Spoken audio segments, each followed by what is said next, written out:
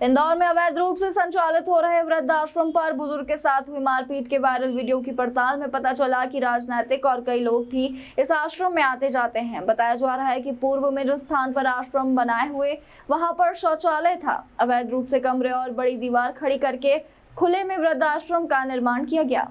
दरअसल video social media पर काफी वायरल हुआ, जिसमें एक नाबालिग बच्चा वृद्धाश्रम के नाम से संचालित हो रहे महाराणा प्रताप वेलफेयर सोसाइटी रखा गया था, जहां पर 31 बुजुर्ग रह रहे थे। डंडे से नाबालिग बच्चों के द्वारा बुजुर्ग पर कई बार वार किया गया। सोशल मीडिया पर वीडियो वायरल हुआ। इसके बाद प्रशासन आश्रम पर पहुंचा और पूरे मामले में ताबड़तोड़ अन्य विभागों को भी सूचना दी गई। मौके पर जितने भी कमरे बने हुए थे सभी को सील कर दिया है और वहां पर रह रहे 31 बुजुर्गों को अन्य आश्रमों में शिफ्ट किया जा रहा है। संचालिका का कहना है कि पूर्व MIC सदस्य और उन राजनीतिक संरक्षण के साथ ही दानदाताओं के चलते यहां आश्रम संचालित हो रहा था। यहां पर पुलिस विभाग से लेकर अन्य विभाग के लोग बुजुर्गों को छोड़कर चले जाते थे, जो सड़क पर घूमते थे। उनको यहां पर खाना पीना और रहने की व्यवस्था की गई थी। जिस नाबालिग बच्चे के द्वारा डंडा मारा गया है वह भी इसी तरीके से यहां पर आया था। अब आश्रम को लेकर पूरे तरीके से प्रशासन जांच पड़ताल में जुटा हुआ है और प्रकरण दर्ज करने की बात कही जा रही है। जब पता चला कि ना वो बच्चे ने दादी को मारा डंडे से, तो मैंने पूछा तूने क्यों मारा उनको दादी को ऐसे, तो बोले कि ना बोले इन्होंने मेरे को टब से सर पे मार दिया था इसलिए मैंने मार दिया।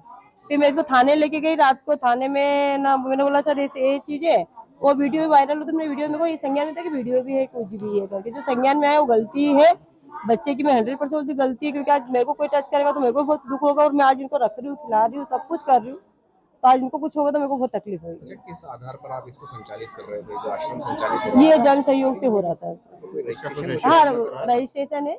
सामाजिक न्याय विभाग में हमने अप्लाई करा तो उनका कहना था कि 3 साल, जब 3 साल का ऑडिट हो जाता है उसके बाद में सामाजिक न्याय विभाग में होता है। कैलाश जी और इनका भी फोटो दिख रहा है। देखो हम विधानसभा में तो हम लगाते हैं, हम उनका बीजेपी से मैं कार्य भी करती हूँ, मैं छोटी सी कार्य करता हूँ, तो हमने लगाया है। वो लोग भी आते हैं यहाँ आश्रम पे कभी? नहीं, ऐसा कभी आना नहीं होता। ऐसा कभी कोई कार्यक्रम वगैरह हो तो आ जाते हैं, वैसे कुछ आते नहीं। अप्लाई किया हुआ है सामाजिक न्याय विभाग में और आपको अभी तक नहीं मना, अप्लाई के मना करते, बोले 3 साल बाद ही होगा आपका, 3 साल बाद जब ऑडिट होगा ना तभी होगा। ये जो लोग यहाँ पर आप लेके आए हैं, ये लोग कहाँ से आए? ये सहारा वार्ड से है और कुछ से ना 2-3 तो कलेक्टर साहब के यहाँ से भी भेजे गए। दूसरा नहीं, ये यहाँ के जो पार्षद थे ना यहाँ पर, तो उस टाइम स्थापित उन्होंने करवाया था। यहाँ पर वो तबियत खराब हो गई थी तो मैं ही संचालित करती हूँ। पुलिस वाले भी रात में महिलाओं को यहीं छोड़ के जाते थे। हाँ, 2-2 बजे आते, 2:30 बजे छोड़ के जाते थानों से। अपने सदर बाजार थाना हुआ, अपने भागीरथपुरा वाला थाना हुआ, ऐसे कई थानों छोड़ जाते। संतोष गोरजी का यहाँ पर संचालन करने आते थे या क्या था? उनकी तबियत खराब हो गई, जब से नहीं आते। ब्रेन हेमरेज हो गया था उनको 2023 में। किसकी तरफ से? संतोष जी को ब्रेन हेमरेज हो गया था 2023 में। जब से वो नहीं आते, आप आते क्यों, चल नहीं पाते हो, तब से मैं ही संचालित। कितने लोग यहाँ पर रह रहे थे? यहाँ पर 35 से 38 लोग थे। और ये जो बालक मारपीट करता हुआ दिखाई दे रहा है, ये इसकी मम्मी के साथ ही आया था भाई साहब। ये भी सहारा वार्ड से लाया गया था। अभी साल भर होने वाले, 5 साल बाद पहले इसकी 5 महीने पहले इसकी मम्मी शांत हो गई। वो तो बच्चा यही था। ये सीसीटीवी कैमरा और ये भी लगवा रखे हैं? सीसीटीवी कैमरा भी यहाँ पर नहीं लगवाए मैंने। हाँ, नहीं लगवाना था हमें, पर थोड़ा फाइनेंशियल के हिसाब से थोड़ा सा धीरे धीरे काम कर रही हूँ मैं। कितने सालों से संचालित कर रहे थे? ये 3 साल होने वाले हैं। कैसे इसको संचालित करने की? ये जन सहयोग से होता है और कुछ समिति वाले हम लोग कर लेते हैं। जी, जो वीडियो चल रहा था कि एक बच्चा किसी वृद्ध को मार रहा है, उस वीडियो की जांच के लिए कलेक्टर महोदय के निर्देश पे आज हम लोग सामाजिक न्याय और महिला बाल विकास की टीम के साथ यहाँ पे आए थे।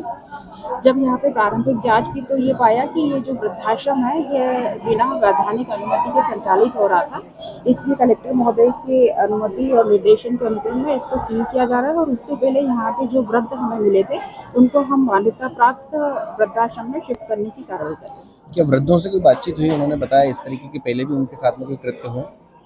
नहीं, ऐसा कुछ वृद्धों ने नहीं बताया। अभी क्या कुछ जानकारी मिल गई जिसके आधार पर कार्रवाई की गई? जो वीडियो वायरल हुआ था उसके आधार पर ये कार्रवाई की जा रही है। और यहाँ पे आने के बाद जो जांच की गई उसमें ये पाया गया कि इस वृद्धाश्रम के संचालन की कोई भी अनुमति नहीं है। कोई संतोष गौड़ पूर्व पार्षद रहे हैं, उन्होंने ये पूरी जगह मुहैया कराई थी, सरकारी जगह को तब्दील कर दिया गया आश्रम में।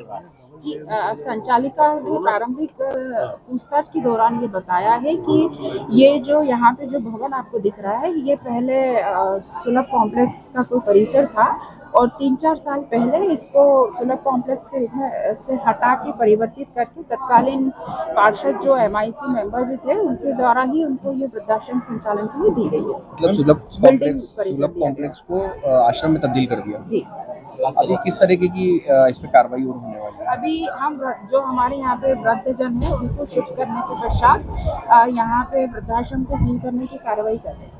मैडम इसमें जो बालक था उसको लेकर के बाकी की क्या कार्रवाई की जा रही है? जो बालक है वो 13 से 14 साल की आयु का है।